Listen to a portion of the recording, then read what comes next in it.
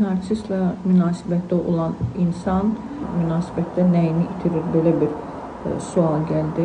Narsistlə münasibətə girən insan və o andan onun narsist olduğunu bildiyi andan onunla davam edən insan qurban olur.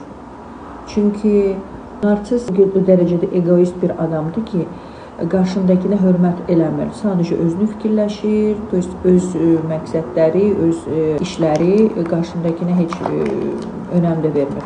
Və əgər onun qarşındakı olan insan narsist olduğunu bildikdən sonra və hələ də onunla davam etdikdən sonra özünü itirir, şəxsiyyətini itirir.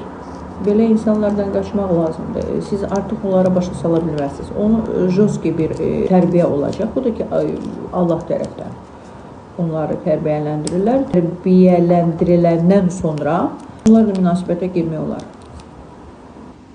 Amma o tərbiyəni keçməmiş Allah tərəfdən onlar narsistdən kənar durmaq lazımdır.